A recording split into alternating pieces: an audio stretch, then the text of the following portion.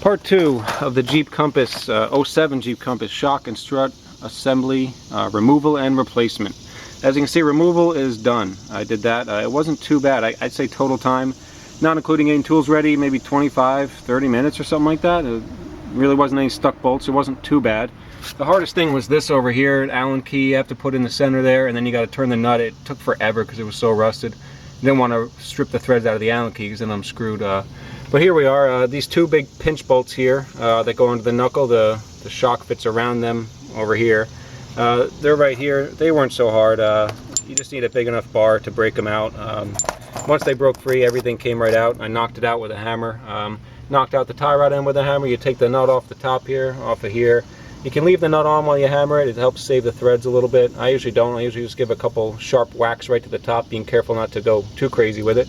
I also might hit around the knuckle here. The vibrations help to loosen everything up. It seems I did that on my ball joints. It helped as well. But here it is out.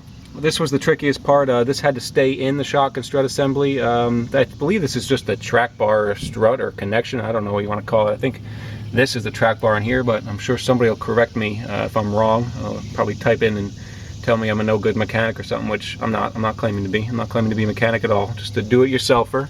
This is my wife's car, giving us tons of problems on the front end especially, but here it is. These three bolts, you get them from up in the engine bay, but there's 1, 2, and 3.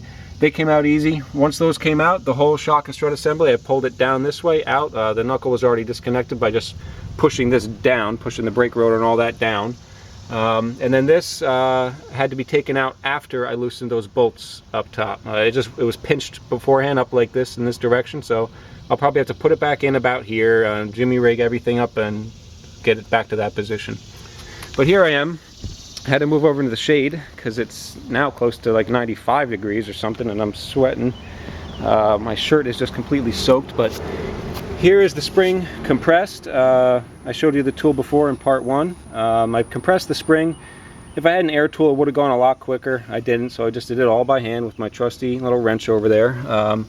The problem became, well, first let me say that this is obviously bad, the shock. I'll show you in a second how much it wiggles, but you'll see. The problem became trying to get this nut out. It's exposed now, but it's kind of down in there. Beforehand, you can't see it when you first start, but the problem isn't the nut. I don't need the nut. The problem is this is connected. I need that for the next one. See, the nut's on the top of the shock piston there already on the new one. So I was going to just go in there and cut the stinking thing apart in here with my grinder. My grinder wasn't really fitting. I almost had it cut apart and I realized it wouldn't really solve the problem because I still need this piece here. So basically I ground little notches down in here so I could get my vice grips to attach because I was having a problem. Their vice grips are just slipping. It's such a smooth, hard surface, they won't grip it. So I was able to get my grinder in there, just carve up a couple quick little notches. It was enough to grab. Now I got the nut almost off, so I'll show you what a bad shock looks like in about 2 seconds. Just give me a second to get this off.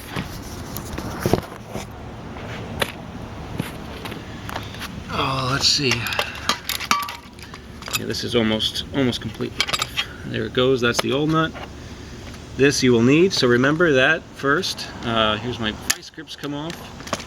This little bearing thing, I forget the technical term, but it spins. It's not really spinning now. I don't know if it's bad or good or what. It had a lot of dust in it. I'll probably just re-grease it and reuse it. That goes up there like that. And then you got this rubber piece that goes like that. So you just want to put these in order so that you don't forget where they go. Here is what a bad shock is like. You can just push it all in and out. I'll get the spring out of the way. There's your spring. The bad shock boot, which is broken.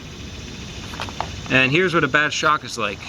Barely any resistance at all. You can kind of move it in and out as you will. There's hardly any oil left in there. It's probably mostly just air at this point, so that's definitely bad.